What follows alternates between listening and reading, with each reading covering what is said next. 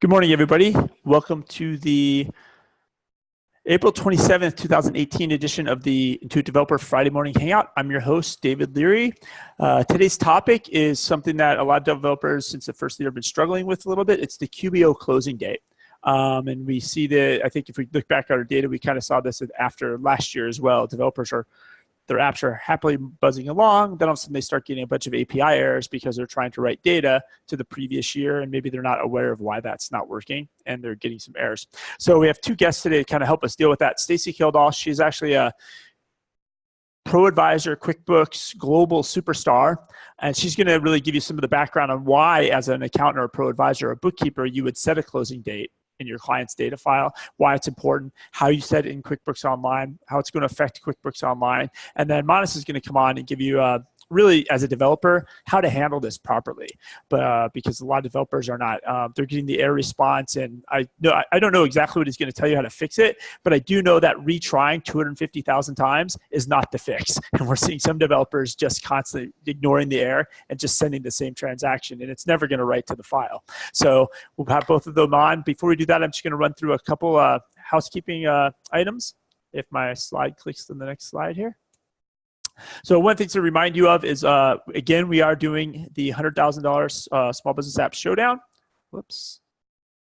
I was going to try to zoom out, but I could not do it. There's about 110 days left to enter this contest. So what we do is any of the new apps that last from August 16th of 2017 to August 17th of 2017 to August 16th of August 15th of 2018, any new apps that come on the platform and publish on apps.com are eligible for the contest. You just have to go to smallbusinessappshowdown.com, agree, join the contest. Then we have a public voting phase. We look at some other criteria. They're all listed on the site. And then we take the top 10 finalists to QuickBooks Connect. They all pitch in front of a panel of judges, and the winning app takes home $100,000. Now, winning it, yes, is great. You want the $100,000. You want the exposure from that. But just being a top 10 finalist is a big deal. We've taken the top 10 finalists on a tour. We've taken them to Startup Grind. We're taking them to Scaling New Heights soon. So you want to, and we're doing other promotions with them. So really, it's a good way for a newer app to cut through some of the noise and gives you an opportunity to get some attention when you are just starting on the platform. So yes, you have to get into the contest. You have 110 days, but realistically, if hit that date, you're looking at probably like July 1st target, because you have to publish your app. And when you publish your app, you have to go through a marketing review, a legal review, a security review, a technical review, and those do take time. And there's a little bit of a churn sometimes to get through that, because nobody passes it instantly on the first try. And there's just rework and things to fix. So if you're really wanting to hit the contest deadline, you want to integrate with QuickBooks Online and then publish and choose to publish. Probably shoot for a first week of July target to ensure you're going to hit that deadline along the way. Plus, on top of that, if everything works out great and you publish mid-July, that gives you a good month to really start getting your customers using your app, getting them excited about your app. So then when the public voting phase starts, you can really reach out to those existing customers and give you some momentum going forward on that. And there's a question that kind of came in through fast. Yes, the apps have to be integrated with QuickBooks Online. And next slide, if it will click. So the web page is scrolling. There it goes. Okay. So like I just mentioned about the Small Business App Showdown, we'll take the top 10 apps to QuickBooks Connect. So put this on your calendar, whether or not you're in the showdown or not, regardless. QuickBooks Connect November 5th and 7th through the 7th in San Jose. It is a celebration of the QuickBooks ecosystem. So we will have small business owners there. We will have accountants there. We will have developers there. All under roof, we might have approximately bookkeepers and ProAdvisors as well. Under roof, we push almost 5,000 to 6,000. So it's a really way for you to connect with the QuickBooks ecosystem, connect with other app developers. We'll have developer content. You'll be able to meet accountants. You can rent booths if you want to have a booth there, but really put this on your calendar and start planning this now to attend. There it goes. And then coming up, we do have QuickBooks Connect in Australia. So not only do we do QuickBooks Connect in San Jose every year, we do it globally. And so the next one that's global is the one that's taking place in Sydney. I think that's headed out 4 weeks from now, about almost 4 weeks to the day. And so those of you in the AU region, please definitely swing by QuickBooks Connect Sydney. And the other event we'll be doing that if you're in the AU region, you want to take a look at, my clicking is a little delayed, is we are doing the hackathon. So we also do a hackathon for developers. And all we ask that you do is build an app that solves a small business problem. And that's taking place May 19th and 20th at the Intuit headquarters in Sydney, which is just an amazing facility to do this at. And the winner takes home $5,000, 5,000 Australian dollars. And then we have other prizes. And it's a really good way to build something, get feedback on it, interact with the Intuit developer team, just get excited about small business. So mark that on your calendar also if you're in those regions and you're able to participate. And the last but not least is just another reminder, all the events that we're doing are always listed on our developer site. So it's developer.intuit.com/hub/events. And so you can find out about today's Hangout, but you can also find about future ones. A couple ones you want to note for sure is we have the QuickBooks Payroll API one coming. I think it's June 8th. I can't scroll down because this is a screenshot, unfortunately. It is on June 8th, so think about barking that off because that's going to be really the first V4 APIs we're kind of letting people see and touch and get a look at. So mark that on your calendar because that's an exciting one. And then obviously the other conferences that are coming up. So without further ado, I'm going to escape out of my sharing and get Stacy unmuted here. Okay. I was going to say I can unmute. Okay. Hi, Dave. Hello, Stacy. Welcome. Thanks for joining us. Thanks for asking me. I think it's been a while, like almost 2 years since you've been on this. It's been a little while. Yeah, it's been a while. And so I noticed that a lot of devs are coming in. They have a lot of errors. Actually, I think Monis saw it first. High volume of errors coming in. And we start realizing, it's all tied to closing date. And I'm like, we need to bring somebody in to talk about the closing date. So I reached out to you and invited you on. So welcome, and I will go on mute and let you chat closing date. Educate us all. Well, thank you very much. So the first thing before we do any screen share is I want to explain what a closing date is. So the closing date, us accounting nerds, I'm a bookkeeper, I'm not a CPA, so I do monthly bookkeeping for all my clients. And the closing date is when we finish a period, when we close out a period, what we do is we set a closing date, and we always put a password on that closing date because we don't want any users in QuickBooks, regardless of what version of QuickBooks it is, to go in and make any changes. And this is especially important at the end of the year because after the tax return is completed. So we may put the closing date in throughout the year, but it's the most important at the end of the year. And what the closing date does is it removes the ability to add or edit transactions on or before that closing date. So it's April 27th right now. We have a closing date in for all of our clients for March 31st because we've closed out that month or that quarter as it is. And this pertains to payroll, reconciliations and things like that. We're done with the month, so we don't want any users that have access to QuickBooks Online to go in and jack up all of our numbers. We just don't want them to go in and mess anything up. Stacy, and this is not a technical thing, like that's just QuickBooks Online. Like before computers existed and there was paper books, like when the books were done, nobody could go take a pen and pay an eraser and go change them. Like this has historical, this is not something we've invented in the last 20 years with computers. Like this has been the history of accounting.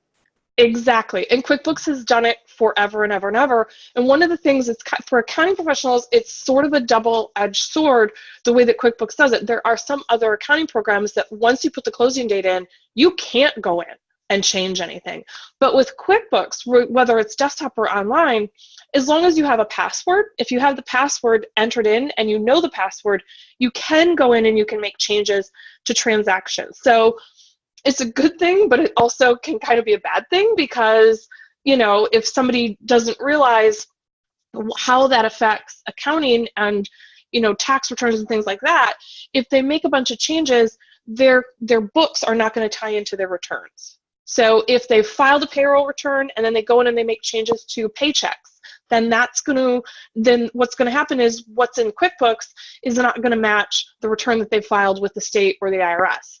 So it's really important to pay attention and not just blow through when a closing date is set. And that's why when I go out and do training for Intuit and I'm teaching other accountants how to use QuickBooks Online, we always make sure that it is a best practice to put in the closing date and a password.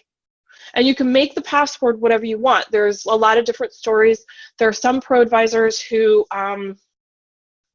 put in, call Stacy. I think Laura Madeira used to put in call Laura or ask Laura, so that the client would have to type in ask Laura, and that would trigger, hopefully, them to make a call. Katie Peterson puts in no, no, no, no, no, no as her password, right? There are others. I think it was MB Raimondi. Her password was $5,000, and so when her clients would say, "Why is the password $5,000?" she would tell them, "Because that's what it's going to cost you to have me come in and fix whatever it is that you're about to do." So we are very simple. We have a very simple password, and we're kind of, we usually will just give the password. We first will ask the client. If they ask for the password, we'll ask them, why do you want to change it? What is it that you're changing? And it may, as long as it's not something that's going to affect a tax return that has already been filed and submitted, we'll give them the password. And so one of the really great things with QuickBooks Online is it gives you a closing date exception report, and it's basically a modified version of the audit trail, and you can go in and you can see when people have made changes to transactions that are on or before that closing date. So that's what the closing date is. Again, you're going to use this at the end of a month, at the end of a quarter, at the end of the year. Whenever you finish up that period, you're going to put in the closing date. You always want to put in the password. And it's really important to respect the closing date password or the closing date. And, we try to make sure that we explain to our clients why it's important to do that. If they want to go in and they need to edit an estimate, go ahead. That's a non-posting transaction. Estimates don't hit the general ledger. We have one client who every month we do the closing, and we only allow the owner and his wife, who are both in there, so that both the owners have that closing date password, because they have to go in and change purchase orders quite often. And again, purchase orders are non-posting. They don't hit the general ledger, so it's okay for us to do that. But every time we do log into QuickBooks Online and we log into their QuickBooks Online account and we open up their client data, one of the first things we do is we go check out that closing date exceptions to closing date report, because we want to make sure that what they've done is something that isn't going to affect our reconciliations or payroll returns or even year-end returns. So that's why it's important. That's what it is. That's when you're going to use it, and that's why it's really important to respect that closing date. So I'm going to go ahead and screen. Does anybody have any questions? Flipping over, yeah, that's a good point. Everybody, if you do have any questions, please use the Q&A panel along the way, and save the chat panel for just discussions about the weather, etc. But okay. Yeah, no questions as of yet. I don't see anything popping. All right, so I'll go ahead and I'm going to screen share. I have to find, there we go. So this is one of my demo accounts. I don't necessarily know what is in here, or if there is even a closing date set. Let me make sure that you guys can see everything. And I want to get my little Zoom app up. And I think that's a good level of Zoom. Okay, cool. So the way that you get to the closing date is there's a couple different ways that we're going to do it. And I'm logged in as the accountant user. So I actually have two different ways that I can access the closing date and set it and edit the closing date password. For a regular non-accountant user, a custom user, or an admin user, master admin, or company admin, they're going to go through their gear icon. And let me make sure I can use my little Zoom here. So I'm going to click on the gear icon. I think we all know where our gear icon is. And we're going to go to Account and Settings. And we'll click on Account and Settings. And the closing date password is where all of the other accounting related settings are, and that's our advanced tab. It's right here at the top, so it's really easy to find. So it says close the books, really simple. And you can see here, we don't have one set. So I can just click anywhere in here. And the next thing that I want to do is click here to close the books. So I'm going to say close the books. I'm going to put in my closing date, and I want to do, I normally never do that calendar. it's really weird that I did that for this demo. Usually I just type in the date. And then it gives you some options. There's a few options that you have for allowing changes.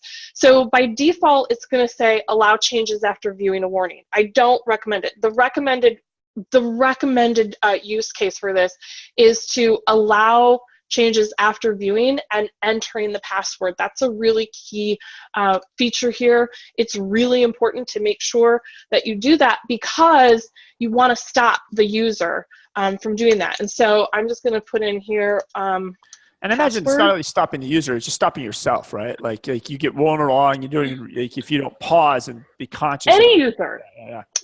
It's any user. It could be us. It could be, me, my partner Shannon. It could be owner, regular user, or even some of the apps that are coming in. We had one where they had just connected, I think, their e-commerce site, and we had closed out the year. And they kept saying, we're getting this error message, we're trying to push stuff in. When we kept saying, that's because you're trying to import transactions from last year and we're already done. It's February, we've already closed out the period, your return's almost done.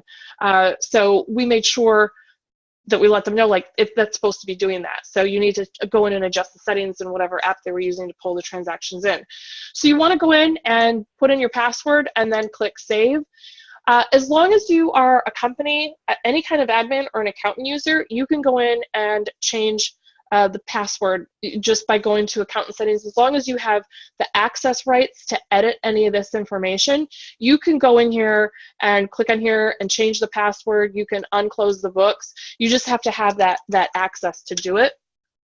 The other way that you can do this is, if I close out of here,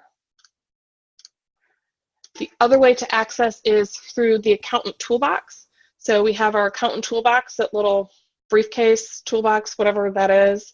Click on that, and you have a link right here to close the books. And it's just a shortcut. So there's two different ways for the users to access that. It takes us, and that's the accountant method. If you're not an accountant user, you can't go that route. Okay. So if I'm a developer and I'm talking to a customer, like, they're probably not going to have that route. They're just going to have the standard one underneath the preferences, under the gear icon. Well, I mean, it depends. So the first thing to do is ask them, is the bar across the top black or is it green? Okay. And if it's green, then you know that they need to go through the gear icon. Just know that if you're an accountant user or you're talking to an accountant, the app developers are talking to an accountant, they may be accessing it just from that way. That may be the only way that they know how. So they're saying, hey, I'm going here and doing this. The other thing that's pretty cool is if you go to the accountant toolbox, we also have the closing date, the passes. There's like and it's in the reports, and we can get into that. But you can go into the reports and look at the exceptions to closing date if you need to. And is that a report that's only available to accountants in the Accountants Edition, or anybody that's QuickBooks could look at that report? No, there used to be the shortcut. It used to be a shortcut in here, and I don't see it anymore. It used to be directly in the accountant toolbox, but it looks like it's moved. There's voided and deleted. There used to be like this report, so they may have moved it. It looks like it might have gotten moved, and I have to go find it. But there is like exceptions to closing date that you can go look at. Got it. And I have to find that. Are there any other questions about that? That's kind of it. So one of the things that you'll see if I go in here and I try and create a transaction, if I say, hey, I'm going to enter this invoice, and I'm going to choose one of my clients here. So, yeah. We'll just choose Christy Abercrombie. She's always good. She pays quickly. She's the best client ever. Whoops, close that. If I go in here and I change the date to something that's before my closing date password, say I want to put this, March 3rd, and I enter something in. Maybe we're going to sell an appliance, $1,000. Now, when I try and save this, it's going to say, hey, you have a closing date. This transaction is before your closing date. So if you want to enter this in, you have to go in and enter the password. And so I would just go in and enter the password and then say, yes, and that's not my password. I don't even know what I put in for my password. And there we go. So now I can go in and save this. So you have to have that password. And this is where, if clients say, hey, I'm trying to enter this transaction, we'll ask them, what are you trying to do? And depending on what it is that they're trying to do, we may or may not give them the password, or we'll say, hey, we'll just do it. It really depends. Some clients are going to have the password, and some accountants will give their clients the password, and some won't. And some are very picky. We give the password to some clients, and others we don't. Got it. Still no questions really coming in just yet. I'm checking Facebook Live here. Yeah, nothing yet. But I do have a question. Is what are some of the repercussions? Like if I go and change data from November of 2017, even though tax season just ended, right? Like what are some repercussions that could happen because of this? Well, so, nothing really bad is going to happen. It's just your reporting won't match. So if you were to get audited, I just had a payroll audit for a client, and if somebody had gone in and changed a paycheck and then not sent in amended returns, then if they got audited, whomever coming from the state or the IRS, their reports are not going to match. So the returns that are being submitted are not going to tie into QuickBooks. So it's not, nobody's life depends on it. It's just that your reports aren't going to tie into each other, and then that may trigger like, hey, why doesn't this match? What have you done? And that's all. You just go in and figure out what did you do to change it, and then you go in and you fix it or you undo it. Yeah. Got it. It's more just like a pain than anything else. It's not going to really affect you doing business or anything like that. Got it. Cool. So I think I understand more about the closing date. Is there anything else do you think you left out or need to share or need to show? No, the other thing I want to show is that exceptions to closing date report. So if you so if you go into the reports, and again, I'm logged in as the accountant user, and you go to all reports and scroll down to the For My Accountant, you'll see there's this exceptions to closing date. All this really is a modified version of the audit trail. And you can see this is showing that invoice that I just entered in. So it's saying, hey, here's this invoice. It was entered in at at 12/22, and I could, if I say, oh, you know what, we need to change this, I can just click right in here and go in and change this and say, oh, you know what, someone just, they fat fingered it.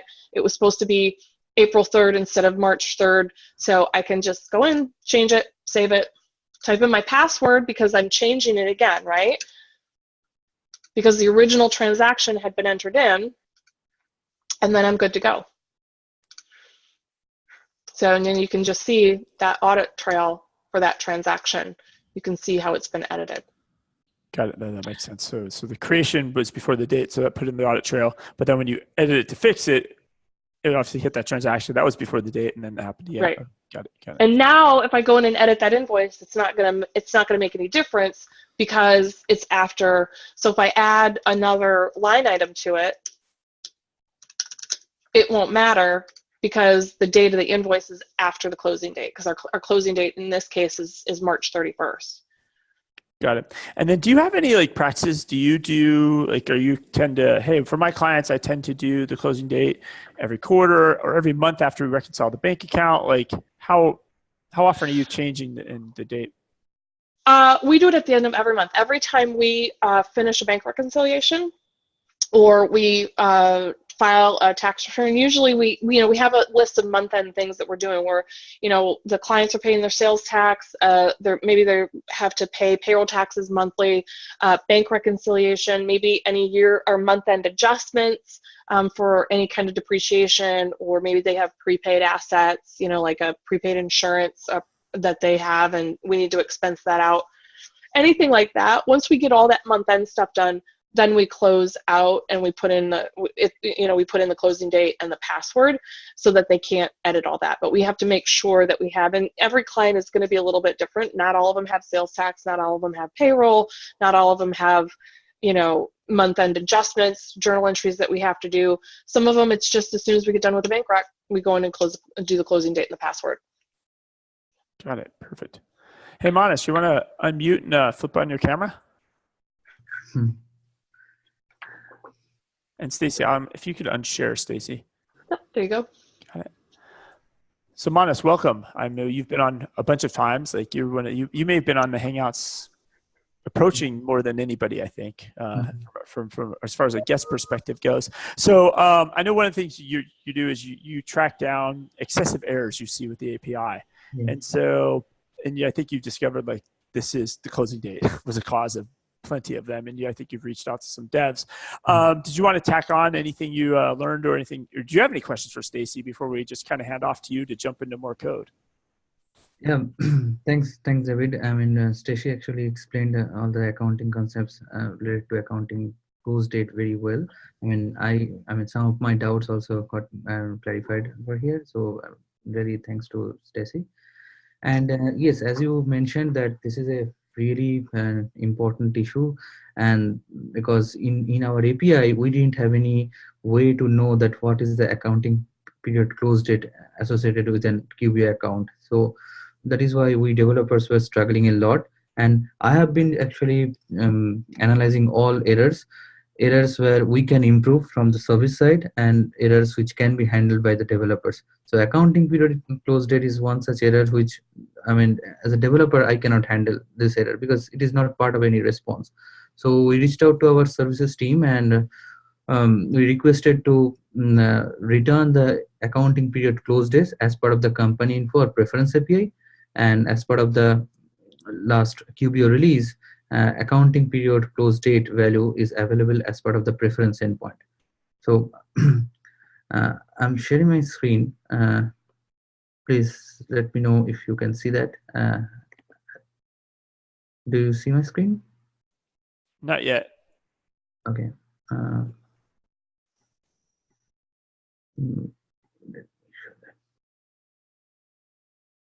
Okay, desktop or whole screen. Yeah, share screen. There you go. You might have to do a Control Plus to zoom in. Oh, I can see your browser pretty well. Should be fine. Let me do that. Or I guess on Macs it's what the Apple Zoom. Yeah. Okay. There So maybe one more zoom possibly.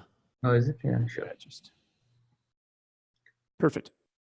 So this is our standard API doc, and I'm checking the preference API, which is available as part of the supporting resource, this tab. And if you see, this is the API which returns accounting period close date. So let me share one return. Yes. So this is a very, I mean, in the last release only we have included this feature. It is not documented well, but we already have an open ticket requesting our docs team to enable this thing. So I'll show you that if we try to modify any transaction which is within a closed accounting period closed date, then which error we get? Actually, we get this error message whenever we try to, modify or update anything. A transaction which is within a. Could you zoom in on that a little bit, or make the font slightly bigger in your ID? I'm not sure if it can be done, but I can just do it in browser. Let me see if it is better. Oh, that's much better. Yeah. So this is the standard error message we get when we call the v3 endpoints.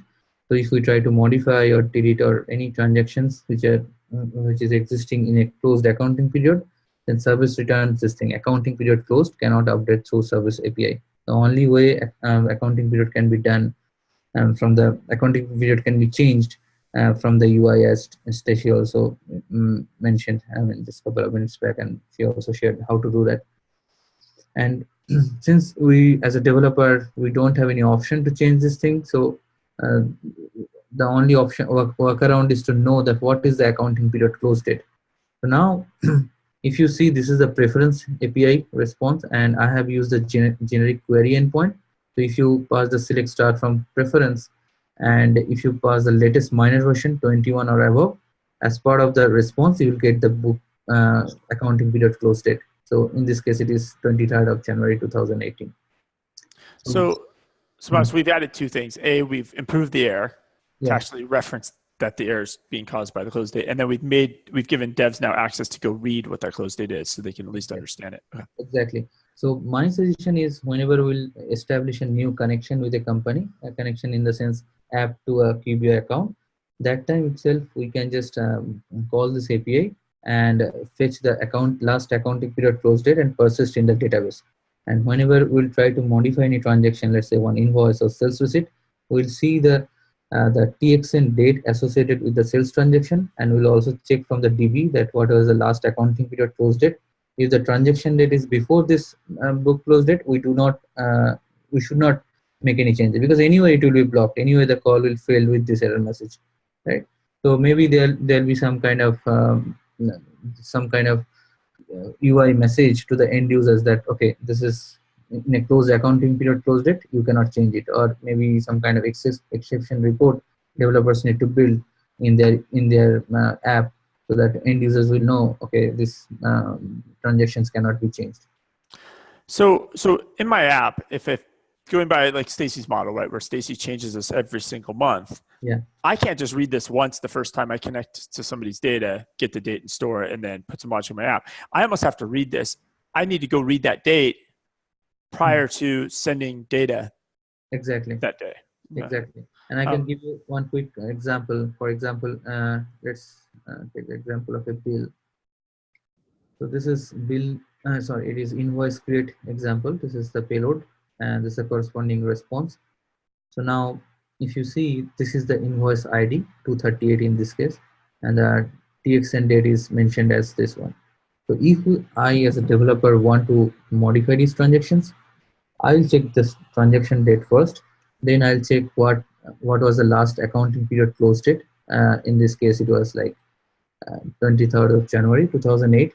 So if the transaction TXN date is less than, or it is within a closed book date, then I should not attempt to make any modification using API. So that way we can prevent a lot of these failed calls. Right now, I think it is the top error which developers face, and this is one error which as a developer we couldn't do anything. Yeah. So if we just do the simple enhancement in our app, it will make a huge difference. So it's almost like somebody has to build a small loop ahead of all their or any of their create, write, edit, delete stuff, right? And just before they do any transactions, go read this date, and then don't even try to send that transaction.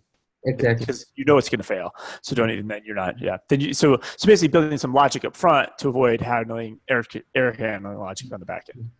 Exactly. And the thing is, it is not changing every day. So there is no point in calling this preference endpoint before making any modification call. We can process this thing in our database, and we can leverage the CDC or webhooks feature to see if there is any change in the preference endpoint. Oh, so somebody could subscribe to a webhook first. And then if Stacy changes that closing date, I know it's changed. I get the webhook. I record the difference, then I have it next time. So I don't even have to query it anymore. Exactly. Oh, can you kind of show a little bit of an example of that, maybe? Or maybe an outline of where devs would set that up at? Sure. Because that's huge. Yeah, if they can subscribe to the webhook for the closing date. So webhook documentation and sample apps, everything is already available. Let me show you the webhook stock. So if you start from the top level navigation, that is developer.intuit.com, and from this section we can go to QuickBooks Online, then build, and under build there is a section called webhooks. Okay. So everything is mentioned over here, that how to configure webhooks, what is the endpoint, how you need to configure this thing in your app setting. If we do that, and we can subscribe to each and every events that item, create, delete, merge. So we can just mention for which all endpoints we want to get notification. We can select it. We can mention that okay, under each event, under each endpoint, which all events we are interested in. So in this case, it will be like create, delete, or update, these three events. And if we do that, then whenever there will be a change, then Intuit actually call the developer's endpoint, and it will return all the change data. So that way the developer can update his database, and he can always retain the latest accounting period close date. Got it. So that makes this pretty scalable then. They're not having to constantly, every time they send a call, did it change, because we're just going to tell them when it actually changes. This is great. Exactly. Well thought And out. one more update I want to share right now. Our preference endpoint returns only the last accounting period close date, but we are checking with our PD team that if we can just share the historical accounting period close date, because if it makes sense, because right now it is just only a date. Maybe we can return a list of accounting period close date, but now we are not 100% sure if it can be done in the current version of the API, but we'll definitely consider this thing in the next version, that is in the report. So Manas, what about non-posting transactions? Like if I have, maybe I'm sticking in purchase orders, or maybe I'm sticking in estimates. I don't know, right? My app just does that, and I'm really never putting anything that's going to affect the accounting period. Yeah. I'm still going to get this message, right? Which is I can't send these past the closing date, right? Is there any override or a flag that developers can send that, hey, it's okay to send this one because it's not posting, or anything like that? So this is, I mean, the behavior is consistent with the UI. So if the UI shows that, okay, non-posting transaction allows any modification for this use case, then okay, yeah, API will also follow the same behavior. If for posting transaction, it doesn't allow for sure, but and for other also, it is very much consistent with the UI. Got it. Perfect. Awesome. Stacy, do you have any questions for Manas now that you've kind of seen some code? No, I love the fact that you can do a webhook like that and then you don't have to keep, that's really great. And so are you saying that the apps can, if it's non-posting, so they wouldn't have to worry about the closing date for like time entries or purchase orders or estimates? Can they automatically have those non-posting transactions sort of bypass? No, or do they still have to have the closing date password? Handle this thing, because API follows the UI behavior. In the Okay. UI also, if we cannot change anything, and for non-posting transition using API also, we cannot. Okay. All right. So it doesn't matter whether it's posting or not. You still have to have the, okay. It's consistent. That's good to know. Yeah. Yep.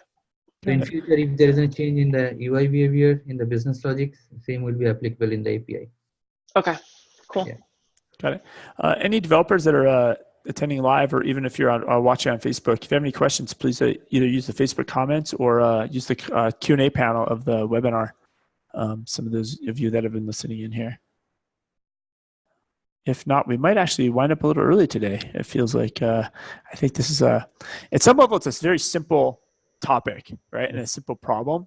It's just, I don't think we had, people didn't know it existed. So it was a surprise, like what's this closing date? And I don't think we had a good error for it. So people would just keep sending the transactions. I think it's in the hundreds of thousands, some developers. Is that correct, Manas? Yeah, it is actually in million.